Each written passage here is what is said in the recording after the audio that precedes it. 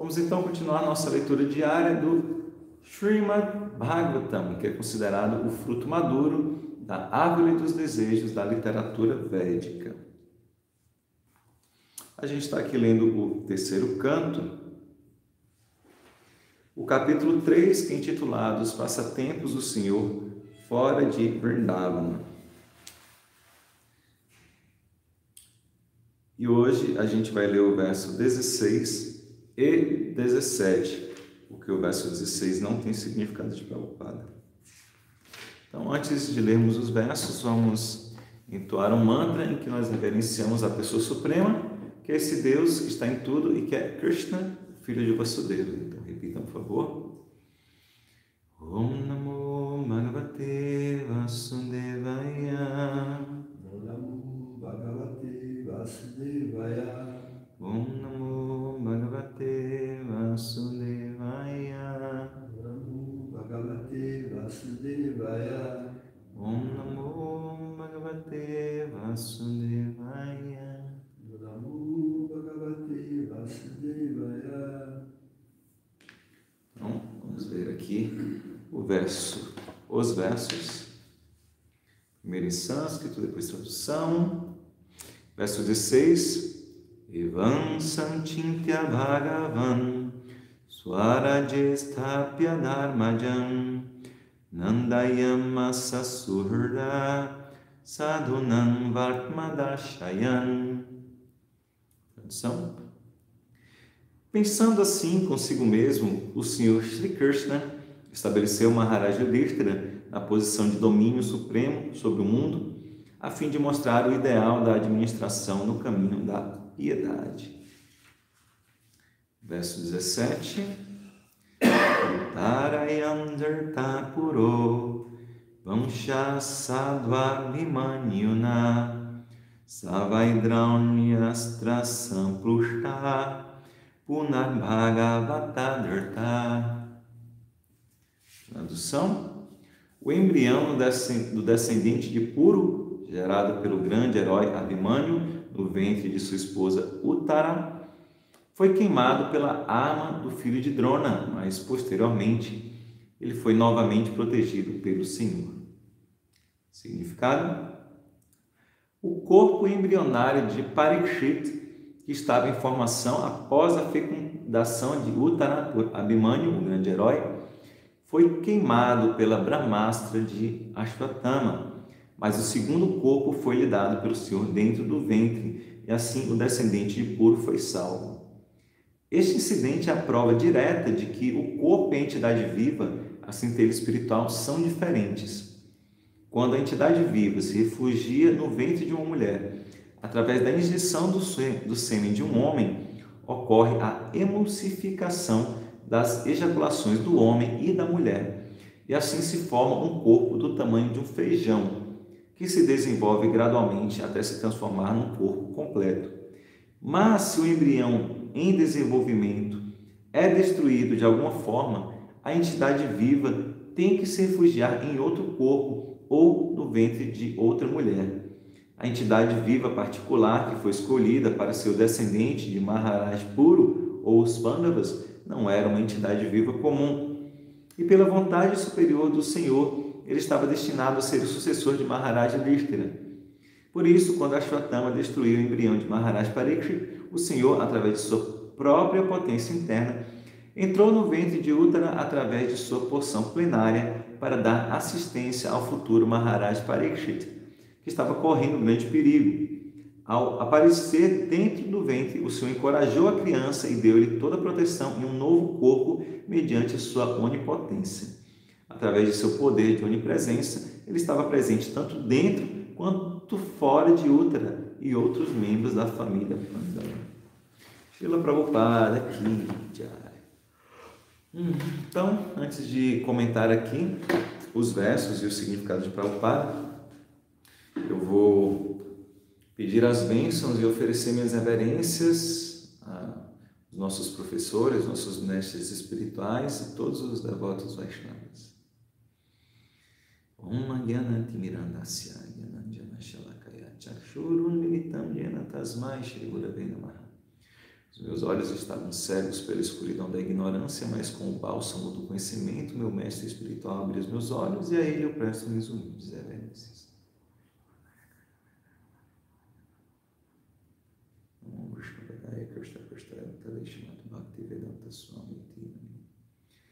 Vanchakalpatarubhyascha kripa sindhubhyaivacha patitanam pavanebhyo vaishnavebhyo namo namaha. Eu ofereço repetidas vezes minhas reverências a todos os Vaishnavas que são como árvores dos desejos, são oceanos de misericórdia e os salvadores das almas caídas. Mukam karute vanchalampam gumagayate grimyat kripatam havadesha gurudinatani. Ofereço minhas reverências a meu mestre espiritual, pois pela sua misericórdia um mudo pode falar e um coxo pode cruzar montanhas. Relendo os versos, verso 16. Pensando assim consigo mesmo, o Senhor Shri Krishna estabeleceu Maharaj Yudhishthira na posição de domínio supremo sobre o mundo, a fim de mostrar o ideal da administração no caminho da piedade. Verso 17, o embrião do descendente de Puru, gerado pelo grande herói Abhimanyu no ventre de sua esposa Uttara, foi queimado pela arma do filho de Drona, mas posteriormente ele foi novamente protegido pelo Senhor. Hare Krishna. Então aqui está sendo descrito algumas histórias da vida de Krishna e Uddhava, que era primo de Krishna e também devoto de Krishna, ele está contando como Krishna, a gente tem falado sobre isso, né? Ele vem, Krishna é o próprio Deus, então por que Deus vem, o que Deus vem fazer aqui no mundo material? E Krishna explica na Bhagavad Gita que ele vem para restabelecer os princípios religiosos e proteger os devotos e tirar do mundo aqueles que estão causando a irreligião. Então, por isso, a gente viu nos últimos versos que ele faz um arranjo para que vários reis que estão fazendo uma má administração, uma administração ímpia, para que eles deixem o mundo. E aqui o verso 16 fala como ele estabelece Maharaj Yudhishthira, que é um dos Pandavas, o irmão mais velho de Arjuna, estabelece ele ali no reinado, e para que Maharaj Yudhishthira desse um exemplo de uma boa administração. Então, Maharaj Yudhishthira era filho da religião personificada, filho do próprio Dharmaraj, e ele era muito correto. Então, ele era um Rajarshi, era um rei santo. Ele não era só um administrador assim, mundano, administrando do ponto de vista material, mas ele tinha consciência de Krishna e ele pautava sua administração nesses princípios, né? Então ele dava um exemplo de como ser um bom administrador, assim como quando Deus veio em outra era, como o rei Ramachandra, que foi o exemplo, né, do filho ideal, do rei ideal, irmão ideal, o esposo ideal. Também ele tinha essa administração muito correta. E aí no verso 17, ele vai lembrar o que acontece com essa descendência dos Pandavas.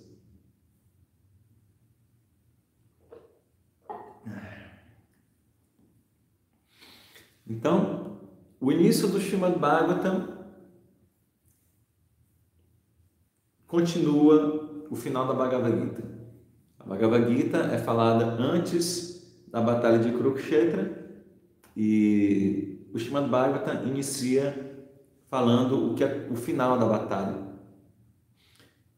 É interessante porque o Bhagavatam é uma conclusão, assim, uma continuação, não apenas, assim, de certa forma, histórica, né? Ele continua a história que está sendo contada na Bhagavad Gita, mas também uma continuação filosófica, porque Krishna encerra a Bhagavad Gita dando, assim, basicamente a última instrução que ele dá para Arjuna é assim: esqueça a ideia de que você vai ter algum outro refúgio que não seja eu mesmo. Então, procure somente o abrigo em mim, em Krishna, né? No Senhor Supremo. E se você fizer isso, eu vou te libertar de todo o seu karma. Você não precisa mais ter medo. Então, ele começa já falando isso. A rendição. E o início do Bhagavata já é Om Namo Bhagavate Vasudevaya. Eu reverencio a pessoa suprema, que é Krishna, filho de Vasudeva. Eu medito nele, que é a verdade suprema. Então, já vai continuando filosoficamente, partindo já do pressuposto que a pessoa está ali rendida a Krishna. Então, a gente viu que o que acontece no final da batalha Kurukshetra é que os descendentes dos Pandavas são mortos, né? Abhimanyu, bem, ele é morto já no meio da batalha, sim. Abhimanyu é filho de Arjuna, um grande guerreiro, mas quando depois que Dronacharya morre, o filho dele, Ashwatthama, fica muito irado e ele deseja vingança. Ele faz algo que é muito errado, muito incorreto, muito antiético do ponto de vista das regras de guerra, né? As guerras têm regra também, não é assim de qualquer jeito. Então, por exemplo, tinha o horário de começar a guerra no dia e o horário de terminar.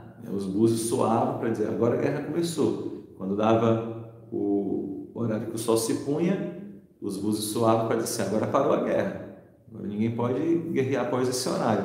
Se você tivesse com a espada na garganta do inimigo e soasse o búzio, você não poderia matá-lo. Então, assim eram as regras na época. E Ashwatthama faz algo muito errado, que ele mata os filhos de Draupadi quando eles estão dormindo. Então, ninguém faz isso. Ninguém ataca o inimigo quando está dormindo. E daí, Arjuna vai... tem toda uma história, né, de como Arjuna vai atrás de Abhimanyu. Abhimanyu foge, e aí ele lança a Brahmastra, que é uma arma... É como se fosse uma bomba atômica, só que direcionada, né? O filme cartaz, não sei se ainda está, Oppenheimer, que vai falar da bomba atômica, e a Brahmastra é como se fosse uma bomba atômica, mas não é assim que mata milhares de pessoas, que não tem nada a ver com a história, né, como foi a bomba atômica, mas sim, ela era uma tecnologia muito refinada, né, acionada por mantras e atingia um alvo específico. Então, primeiro Abhimanyu lança contra Arjuna, e Arjuna neutraliza. Abhimanyu não, perdão, estou falando uma coisa, mas estou lendo aqui o nome de Abhimanyu no verso. Abhimanyu é o filho de Arjuna, Ashwatthama, e Arjuna neutraliza aquela arma e pega Abhimanyu, né, e expulsa Abhimanyu dali. Ele não mata Abhimanyu, na verdade, porque Draupadi pede para não matá-lo, porque a ideia é matar Abhimanyu, né? Imagina, sim, ele matou os filhos ali, né, de Draupadi quando estavam dormindo. Mas Draupadi fala assim, não o mate, porque eu não quero que a mãe dele sofra como eu estou sentindo, né, por ver um filho morto. Então o que acontece é que Arjuna arranca as joias dele, corta o cabelo dele, assim, corta metade do cabelo, metade do bigode, faz um corte assim ridículo, e expulsa de lá, porque para ele ser desonrado, né, como aí Krishna fala para Arjuna Bhagavad Gita, para um guerreiro a desonra é pior do que a morte.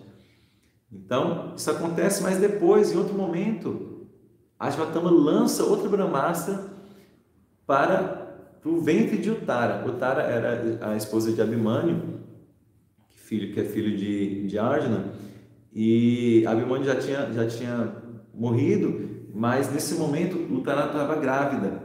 Interessante, né, que o nome dela é Uttara e parece com a palavra em português útero, né? Porque Uttara é famosa por estar carregando no ventre Maharaj Parikshit, que era o único descendente vivo dos Pandavas, porque não tinha sobrado ninguém, só aquele embrião que estava ali na barriga dela. E ele manda a Brahmastra para Parikshit, na barriga de Uttara. E a gente viu no primeiro canto como Uttara corre atrás de Krishna pedindo, né, por favor, me salve, porque está vindo essa arma e está querendo destruir o ventre no meu embrião, né, Meu Deus, o ventre do meu embrião não. O embrião do meu ventre. Então, por favor, não faça isso, né? Que eu morra, mas que o meu filho permaneça vivo. E a gente viu como Krishna salva Maharaj Pariksit dentro do ventre. E aí, como o Prabhupada está lembrando aqui no significado, isso não é nada difícil para Krishna, porque a gente tem que lembrar, o Krishna que veio há 5.000 anos atrás, esteve presente, Krishna histórico, era o próprio Krishna que é Deus. Então, ele é onipotente, ele pode tudo. Ele não está só lá no mundo espiritual, ele é essa energia que permeia tudo, ele é Brahman, e ele está dentro do coração de cada entidade viva, como a super-alma, o Paramatma, ele está em cada átomo. Então, para Krishna não é difícil estar aqui na frente de Uttara e ao mesmo tempo a expansão dele está no ventre de Uttara, protegendo o embrião, o feto, que era Maharaj Pariksit. E é interessante porque aqui nesse verso está contando um fato novo, né? Talvez muitos não soubessem, que fala que, na verdade, naquele momento, o corpo de Maharaj Pariksit foi queimado pela arma, chegou a queimar, mas Krishna deu um novo corpo para Pariksit dentro do ventre de Uttara. Olha como o verso fala. O embrião do descendente de Puru, gerado pelo grande herói Abhimanyu no ventre de sua esposa Uttara, foi queimado pela arma do filho de Drona. Mas, posteriormente, ele foi novamente protegido pelo Senhor. E aí, Prabhupada fala algo muito interessante, que é lembrar isso, que nós não somos esse corpo. Eu não sou esse corpo aqui que vocês estão vendo. Como assim eu não sou esse corpo? Porque a alma não tem a idade do corpo. O corpo aqui tem 39 anos e alguns meses, mas a minha alma não tem 39 anos e alguns meses. E daqui a 100 anos, quando esse corpo não existir mais, não é que a alma vai morrer, não é que a alma tem um início e tem um fim, ela nasce e morre, não é assim. A alma, ela é eterna, assim como Deus. A alma é uma centelha divina também, é uma parte de Deus. Então Deus é eterno e as almas todas são eternas. Não tem assim um momento em que Deus cria as almas, não, são partes eternas de Deus. É como, bem, eu não sei pela biologia se tem algum primeiro órgão que é criado desde o início, mas assim, as almas são sempre existentes, assim como Deus, e elas vão mudando de corpo. Então, há 100 anos atrás eu tinha um outro corpo, daqui a 100 anos eu vou ter outro corpo. Na verdade, a gente já teve inúmeros corpos, né? Porque eu acredito que vocês não nasceram com esse corpo que vocês têm hoje. Provavelmente vocês nasceram assim com Maharaj Pariksit, do tamanho de um feijãozinho, quer dizer, aí dentro da barriga, ainda não saíram desse tamanho, né? E foram crescendo, e depois tiveram um corpo de um bebê, um corpo de uma criança, um corpo de um jovem, agora um corpo de um adulto. Então nós já tivemos vários corpos. Krishna fala isso para Arjuna na Bhagavad Gita, né? Quando o Arjuna está relutante em lutar, interessante, né? Relutante em lutar. A palavra relutar tem a ver com luta, eu vou pesquisar depois. Quando Arjuna estava relutante em lutar, porque ele viu que no exército oposto tinha alguns amigos, parentes, mestres. Krishna fala para Arjuna que você não precisa ficar assim apreensivo, porque você não vai estar matando ninguém. Você não vai estar matando a alma deles, porque a alma você não consegue matar. O corpo vai morrer, mas todo o corpo morre, isso não é novidade para ninguém, né? E Krishna fala que Dehinos Minyatadehe Kamaram Javanam Jara Tata Dehantara Prapti Nirastata Namuhyati. Ele fala Dehinos Minyatadehe. Assim como a alma, quando está dentro de um corpo, passa da Nyavanam, Kalmanam, Yavanam Jara, da infância para a juventude, para a velhice, a alma passa desses 3 corpos: o corpo de uma criança, o corpo de um jovem, o corpo para a velhice. Da mesma maneira, quando acaba esse corpo, ela assume um novo corpo. E fala, uma pessoa sóbria não se confunde com essa mudança, não acha que a alma morreu junto com o corpo. Então, Prabhupada está lembrando isso. Então e fala outra coisa que é muito interessante também, que nós somos em essência a alma, né? Não esse corpo que é visto fisicamente, ou mesmo nosso corpo mental, nós não somos a nossa mente também. E fala muito interessante que que a alma específica é escolhida para entrar em um local específico, né? Então, por exemplo, ele fala aqui que a alma que nasceria com Maharaj Parikshit já estava escolhida, né? Aquela alma ali tinha que nascer no ventre de Uttara. Então, por isso teve que ter esse arranjo de uma vez que ele teve o corpo queimado, de Krishna proteger e dar um novo corpo ainda dentro do ventre, para que aquela alma se alojasse ali. Isso é interessante porque a gente pode e deve atrair, né, uma boa alma, né, na nossa... Bem, a atividade sexual idealmente é feita para isso, né? Para que você tenha ali um filho ou uma filha e uma alma que você, de preferência, você vai ajudá-la no caminho da consciência de Krishna. E as escrituras falam como a consciência do casal no momento da concepção pode atrair uma boa alma ou uma alma muito complicada, né? Se o casal, por exemplo, no momento da concepção está assim intoxicado, né? Faz em um horário, sabe assim, inauspicioso, pode atrair uma alma e vai ter muita complicação ali. Por isso que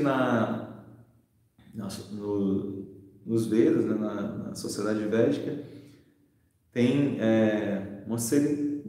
um ritual, vamos dizer assim, para a concepção, que é chamado de Garbhodana Samskara, em que o casal ele se prepara mesmo, né, faz meditação, faz toda uma preparação para a concepção do filho, que é para atrair uma boa alma. Então essa é a seriedade, né, do ato sexual, né, que sempre deve ser feita, sim, não de qualquer maneira, entre duas pessoas que não têm assim, nada a ver uma com a outra, alguma coisa assim, não, né? Dentro de um relacionamento em que exista admiração, exista serviço, exista amizade, exista o cuidado um com o outro, o carinho, e aí sim pode ter a parte mais íntima. Mas é isso, então essa alma muito evoluída estava destinada já a nascer ali filha, né, como filho dessas grandes personalidades que era Uttara e Abhimanyu. Então assim foi, a alma entrou ali no ventre de Uttara e como teve o corpo queimado pela arma lançada por Ashwatthama Brahmastra, Krishna deu um novo corpo a ele. Ok? Então, era isso que eu gostaria